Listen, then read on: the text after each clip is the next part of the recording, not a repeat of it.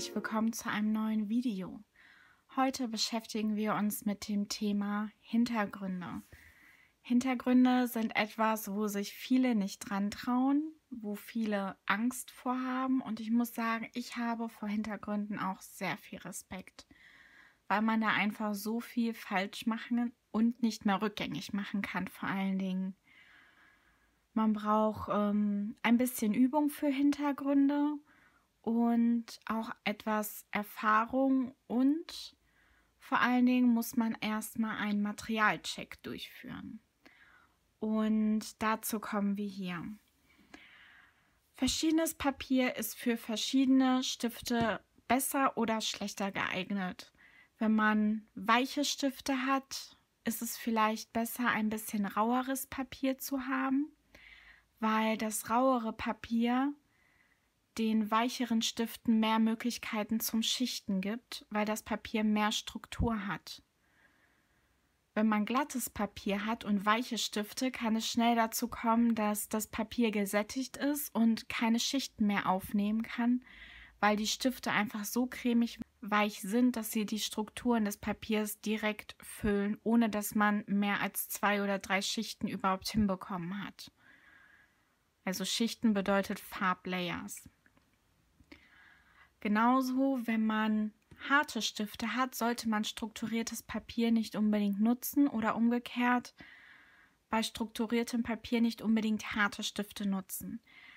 Die harten Stifte lassen ja eigentlich auf rauem Papier relativ viel Farbe nieder, aber diese ganzen Flecken, die ihr zum Beispiel hier seht, die würde man mit den Stiften nicht gefüllt bekommen, es sei denn, man legt jetzt noch 6 Farbschichten drauf und drückt ziemlich stark, dass der harte Stift auch in die Struktur des Papiers kommen kann.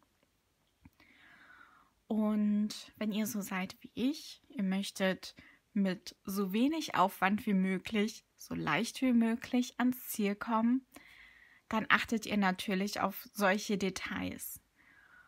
Und ich habe hier einen Block von Fabriano, 200 Gramm schwer. Das Fabriano-Papier sieht auf den ersten Blick aus wie Aquarellpapier, weil es eine rauere Struktur hat. Mit 200 Gramm ist es allerdings nicht so dick wie gutes Aquarellpapier. Da würde ich eher 300 Gramm empfehlen, wenn man nicht möchte, dass sich das Papier wellt. Aber ich benutze diesen Block, um Dinge auszuprobieren und ja, vielleicht hier und da ein paar Zeichnungen zu machen. Weil ich verschiedene Stifte habe, bräuchte ich eigentlich verschiedene Blöcke. Dahin werde ich noch kommen, aber fürs Erste reicht mir dieser Block. Weil das Papier etwas rauer ist, benutze ich weichere Stifte. Und das sind für mich die Prismacolor Stifte. Sie sind wachsbasiert, haben eine sehr weiche Mine und lassen sich wirklich wie Butter auftragen. Es sind wirklich tolle Stifte. Diesen Gradienten hier habe ich mit den Pro Colors gemalt. Hier. Mit den Derwent Pro Colors, das sind sehr harte Stifte und die haben auf dem Papier gar nicht gut gearbeitet. Ich habe dann den Gradienten einmal unterteilt und die Seite hier mit Gamsel bearbeitet, weil Gamsel auch dazu führt, dass die Farbe zerläuft und einfach die Lücken füllt, die geblieben sind. Und wie ihr seht, nachdem ich Gamsel, das ist ein Farbverdünner, nachdem ich Gamsel benutzt habe, sieht man, dass hier keine weißen Flecken mehr geblieben sind.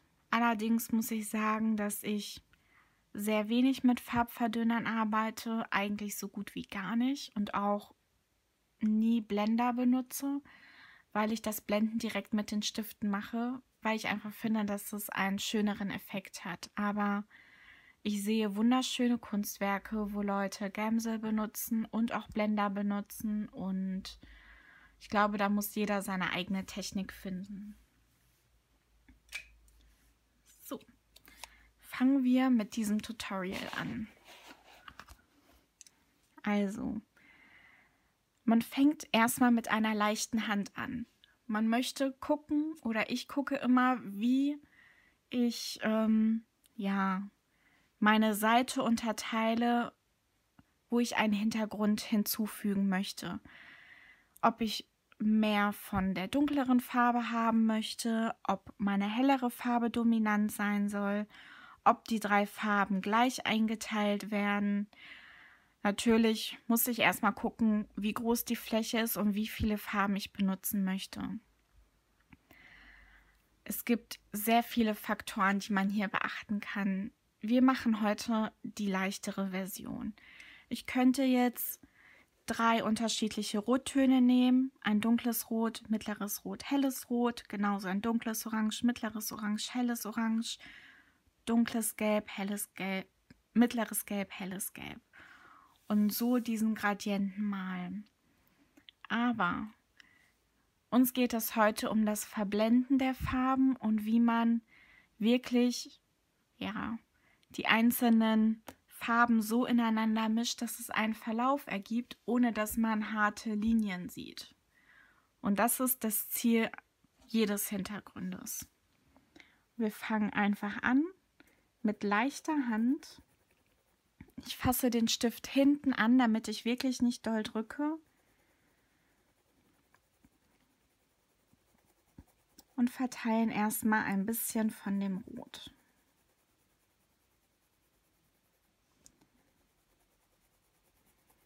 Weil ich schon mal eine Übungsspalte gemacht habe hier, um euch auch zu zeigen, was Stifte für einen Unterschied machen,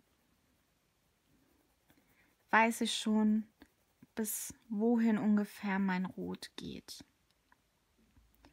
Ich denke, bis hierhin ist es okay. Dann kommt mein Orange. Das vermale ich ein bisschen in dem Rot. Ziehe auch mein Orange ein bisschen runter.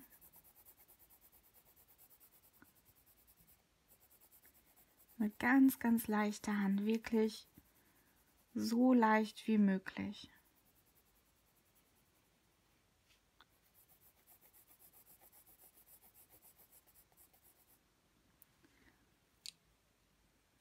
Und mein Gelb.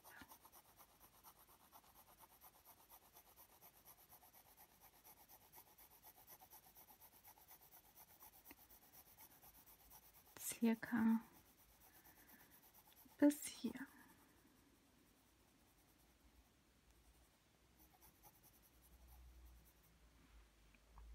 Okay. Jetzt, wo ich weiß, bis wohin meine Farbschichten ungefähr gehen, kann ich anfangen, meine Farben aufzubauen.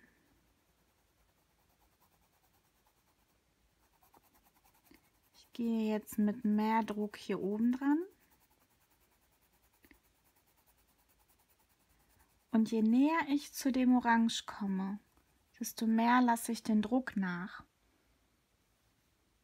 Wieder mit viel Druck hier oben. Und je näher ich dem Orange komme, desto mehr Druck lasse ich nach.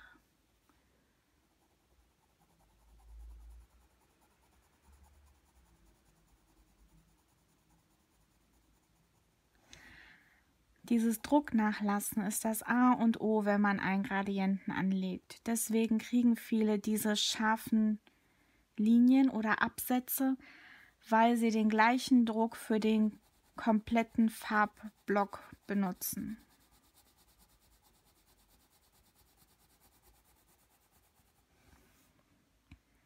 So. Das gleiche mit dem Orange. Wir fangen in dem Rot an mit etwas mehr Druck und ziehen das Orange runter bis zum Gelb und lassen immer mehr Druck nach.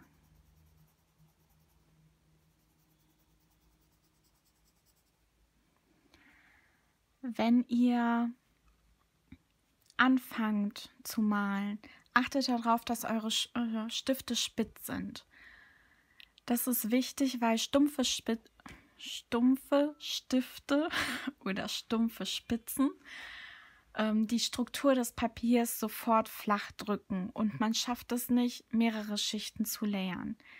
Wenn man es mag, dass seine Bilder sehr leicht aussehen oder sehr hell sein sollen und man nicht viele Schichten braucht, dann ist es okay, mit stumpfen Stiften zu malen.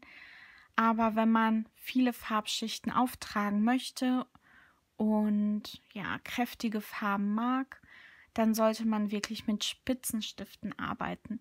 Auch wenn ja, einem manchmal das Herz blutet, wenn man sieht, wie schnell die Stifte vom Anspitzer aufgefressen werden.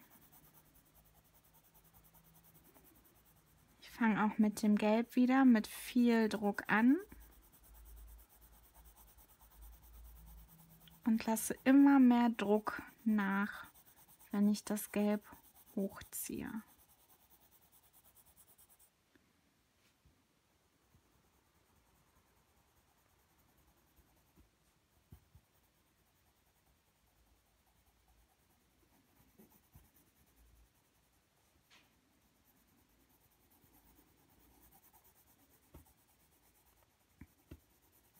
Hintergründe brauchen wirklich viel Geduld, Farbschicht für Farbschicht und blenden, blenden, blenden. So, dann fangen wir wieder mit dem Rot hier oben an. Jetzt drücke ich um einiges mehr und versuche, das Weiß, das übrig geblieben ist, mehr auszufüllen.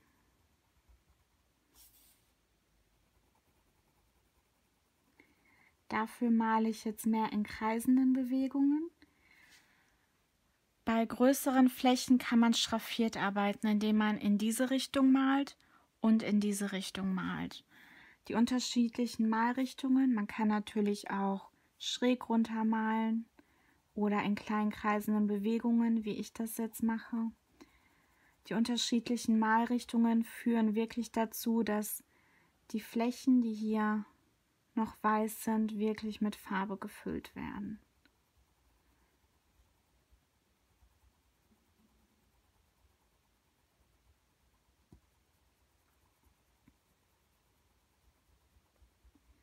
Ich lasse mich jetzt nicht zu sehr davon aufhalten, dass hier noch einiges an Weiß durchschaut, weil ich weiß, dass die Malbücher nicht so strukturiertes Papier haben.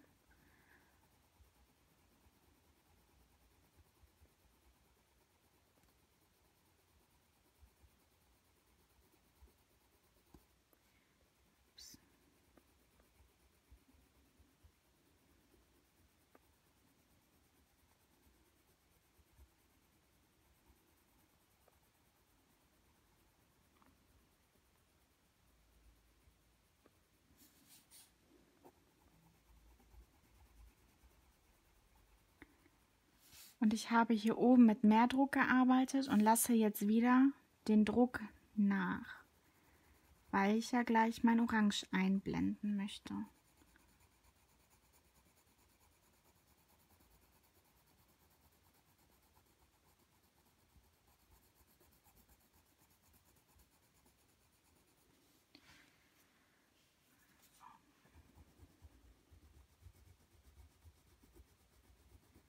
Wie ihr seht, kann ich jetzt schon mit meiner nächsten Farbschicht eigentlich alles Weiß eliminieren, was hier oben ist.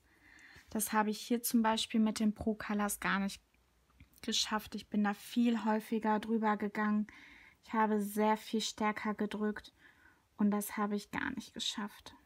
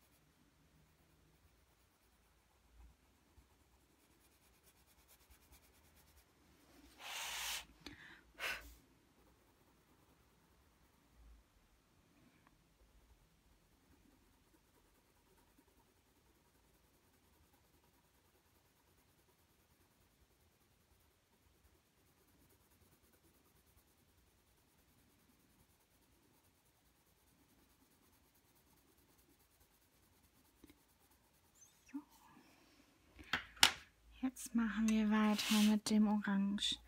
Mit dem Orange fange ich hier in dem roten Bereich schon an, damit sich die Farben vermischen.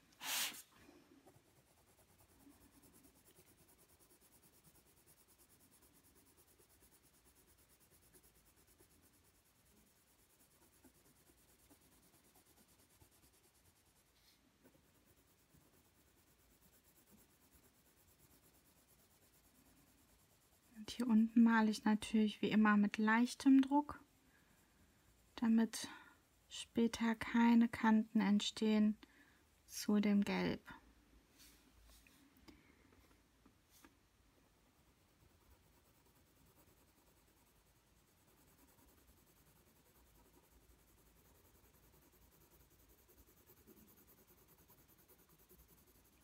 Ich male jetzt immer mehr in das Rot rein, einfach damit die Farben ineinander übergleiten. Rot und Orange ergeben natürlich ein dunkleres Orange, somit einen neuen Farbton und erleichtern den Übergang.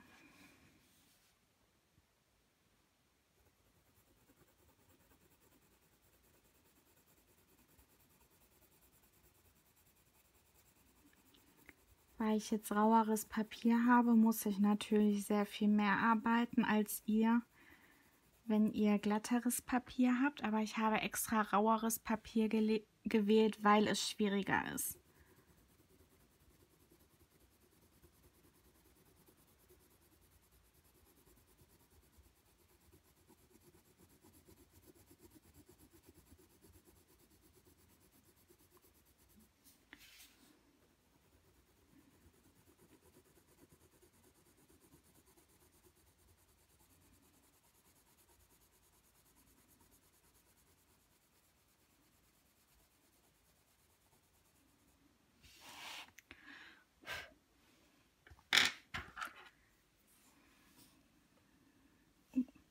Fast die falsche Farbe genommen. Hier ist mein Gelb.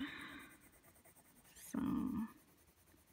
Hier unten kann ich schon mit sehr viel Druck arbeiten, weil hier ja keine weitere Farbe mehr hinzugefügt wird.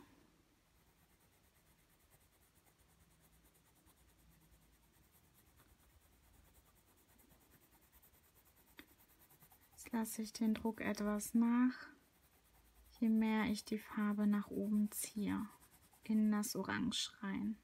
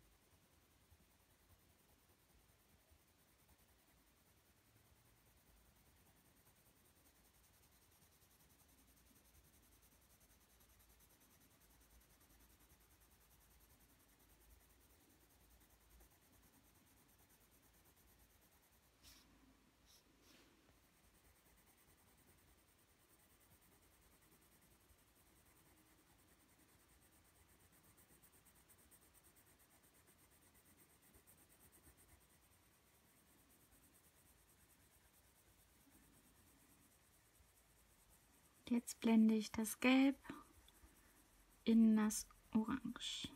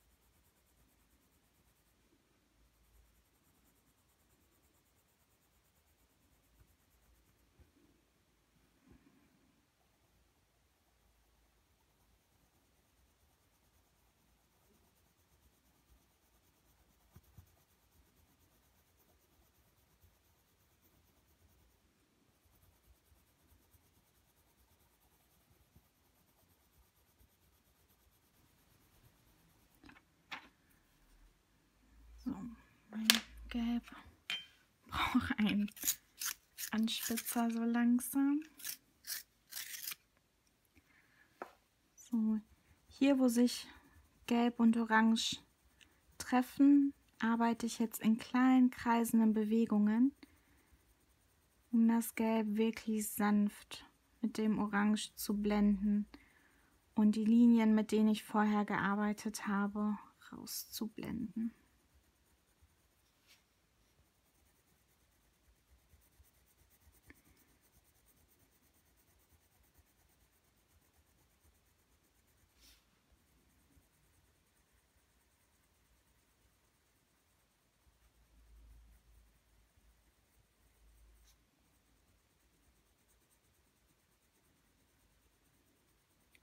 Ich blende jetzt das Gelb hoch ins Orange, damit es einen sanfteren Verlauf gibt. Von einem dunklen Orange zu einem mittleren Orange zu einem hellen Orange. Hier blende ich mit weniger Druck.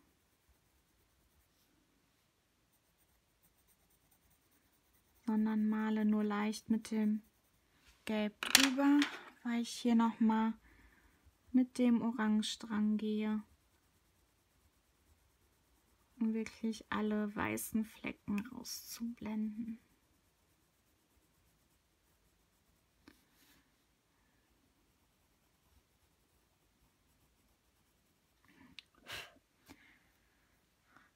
So.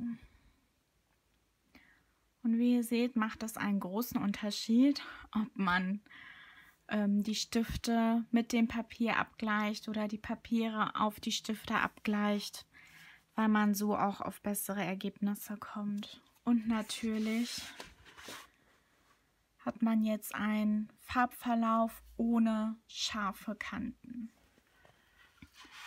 Auf dem Papier war das jetzt natürlich zeitaufwendiger und anstrengender, weil das Papier rauer ist und sehr viele Lücken zu füllen hat. Aber ich mache nochmal eine kleine Demonstration in einem Malbuch. Das ist von Rita Beermann, Die Welt unter der Lupe zu Wasser. Ein süßes kleines Malbuch, perfekt, wenn man unterwegs ist. Und hier arbeite ich mit 4 Farben. Sortieren wir sie mal. Die 910, 992, 905 und 1022. Und ich fange hier am Fisch mit meiner hellsten Farbe an und ziehe sie erstmal ein bisschen hoch. Ich möchte nur gucken, wie weit ich später mit dieser Farbe gehen kann. Das Papier ist ein bisschen glatter, hat trotzdem Struktur. Ich muss sagen, es ähnelt Kopierpapier. Und Kopierpapier ist leider nicht das leichteste Papier, mit dem man arbeiten kann. Ich empfehle auch niemanden, wenn man seine Stifte testet, dass man das auf Kopierpapier macht, weil man meistens davon enttäuscht sein wird. Ich würde schon in gute Malbücher investieren, weil es einen großen Unterschied macht. Ich habe jetzt meine zweite Farbe genommen und die ein bisschen in die erste geblendet und ein bisschen weiter hochgemalt. Jetzt meine dritte Farbe, bisschen in die zweite und auch ein bisschen weiter hoch.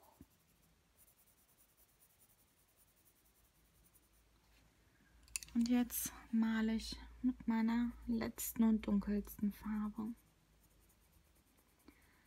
Ich wende hier schon viel Druck auf, weil ich weiß, dass ich da nicht blenden muss und nicht blenden werde.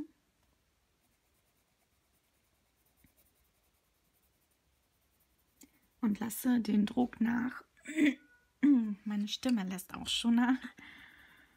Je näher ich hier nach unten komme, wo ich weiß, dass ich blenden muss. Also viel Druck dort, wo man nicht blenden muss. Den Druck langsam nachlassen, je näher man zu der Position kommt, wo man die Farben verblendet. Malt zuerst ruhig immer hell und leicht. Ihr könnt immer wieder dunkler gehen, das ist nie ein Problem. Nur heller könnt ihr die Flächen sehr schlecht machen.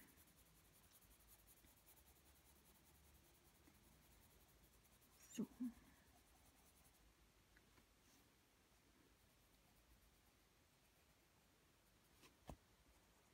Jetzt, wo ich ungefähr weiß, wo meine einzelnen Schichten liegen sollen, kann ich mit mehr Druck dran gehen.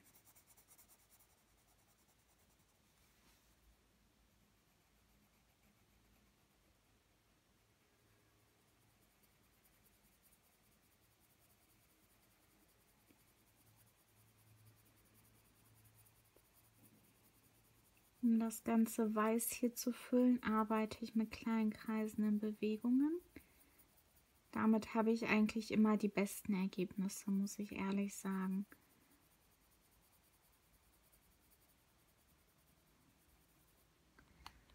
So, jetzt nehme ich meine vorletzte Farbe, blende in das Blau, ganz leicht in das Blau reinblenden, sodass keine Stufen entstehen.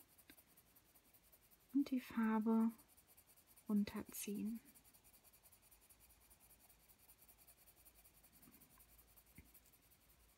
Ich kann immer wieder reingehen und mehr nachblenden in kleinkreisenden Bewegungen. Aber ich möchte erstmal gucken, wie sich der Hintergrund so gibt, wie sich das Bild formt. Und natürlich muss ich das an meinen Hintergrund, den ich hier schon angefangen habe, anpassen und integrieren.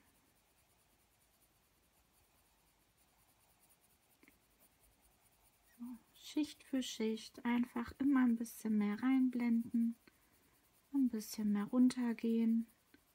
Wir haben keine Eile und können immer wieder zurückgehen, wenn wir irgendwo Korrekturen machen möchten. So, ein Ton heller.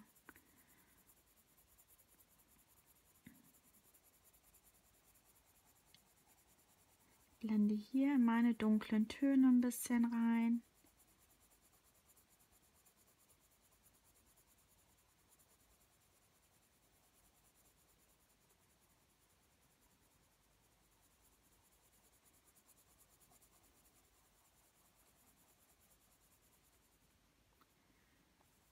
Und hier ein bisschen runter.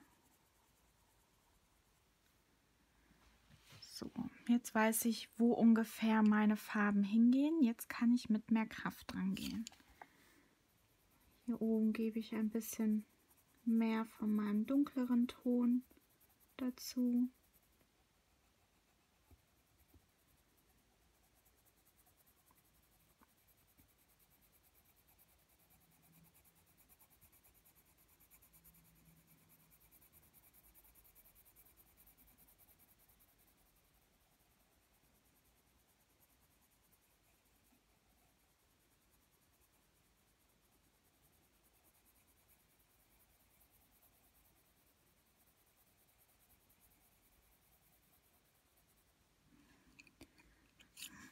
Dann nehme ich meine zweite Farbe, blende sie mit mehr Kraft rein, sodass immer mehr von dem Weiß verschwindet.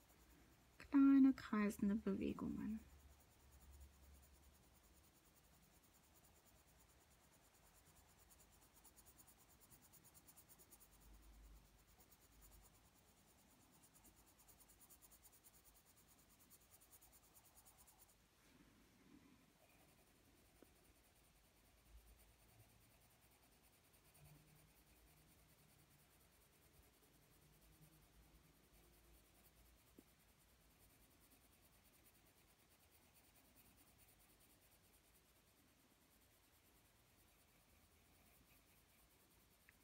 und immer leichter werden, je weiter man runterkommt, weil man ja gleich mit der nächsten Farbe arbeitet.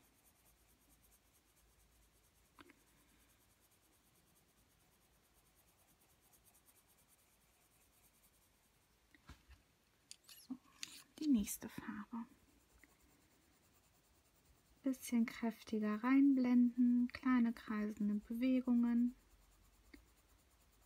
und runterblenden.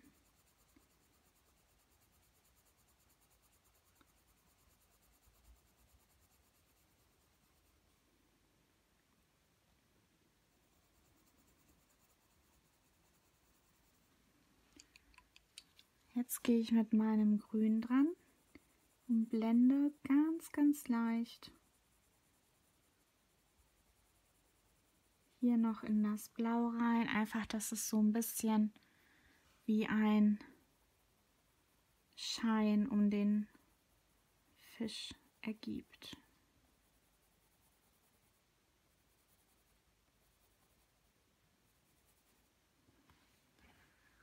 So.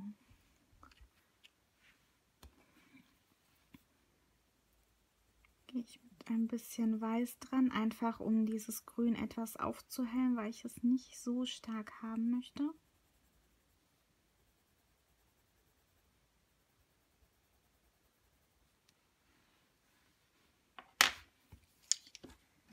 Aber wie ihr seht, verblendet das alles richtig schön ineinander. Und das ist wirklich das Ziel, dass man mit kleinen kreisenden Bewegungen Schicht für Schicht den Hintergrund aufbaut.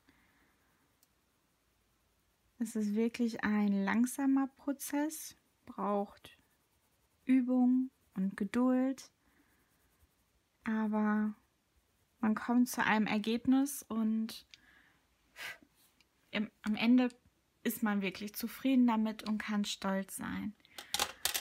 Für jemanden, der noch ein bisschen zu viel Angst davor hat, mit Stiften an sein Buch zu gehen, kann ich wirklich nur Pastellkreide empfehlen. Mit Pastellkreide kann man einfach und schnell sehr schöne Ergebnisse erzielen. Ich habe auch ein Video zur Pastellkreide, wie man Hintergründe macht oder wie man Pastellkreide in seinen Bildern anwenden kann. Das werde ich auch unten noch in der Infobox verlinken. Da könnt ihr auch auf jeden Fall nochmal nachgucken, wenn ihr erstmal euch herantasten möchtet an die Welt der Hintergründe, bevor ihr zum Stift greift und richtig loslegt. Ja, das war's für heute von mir. Ich hoffe, ich konnte euch was beibringen. Ich hoffe, ihr habt was gelernt und bekommt den Mut, es einfach zu versuchen. Weil wenn man die Sachen versucht oder nicht versucht, dann lernt man natürlich auch nicht. Und man muss sich einen Ruck geben und sich wirklich trauen. Manchmal hilft es, wenn man ein Übungsbuch hat und ein richtiges Buch. Ich habe von vielen gehört, die sich 2 gleiche Bücher anschaffen, einfach um in dem einen Buch zu üben und in dem anderen Buch richtig zu malen. Ich mache das so, dass ich mir die Seite meistens kopiere. Und wo habe ich denn hier so eine Seite? Kann ich euch mal zeigen, wie das aussieht. So sieht so eine Übungsseite bei mir aus. Ich teste hier die Farben an der Seite. Ich schaue, wie meine Kombination so in dem Motiv aussieht. Und dann wage ich mich an meine richtige Seite. Ja, also das ist die richtige Seite, das ist die Testseite. Und das hilft einem manchmal, einfach Sachen auszuprobieren, zu testen, neue Farbkombinationen zu kreieren, wenn man keine Angst haben muss, sein Bild zu verderben. Dann traut man sich auch was und bleibt nicht immer auf der sicheren Seite. So, das als kleinen Tipp zum Schluss von mir. Dann wünsche ich euch noch ein schönes Wochenende. Vielen Dank, dass ihr reingeschaut habt. Hinterlasst auf jeden Fall immer gerne Kommentare. Ich lese sie sehr gerne und ich antworte so schnell wie möglich. Und dann sehen wir uns zum nächsten Video. Bis dann!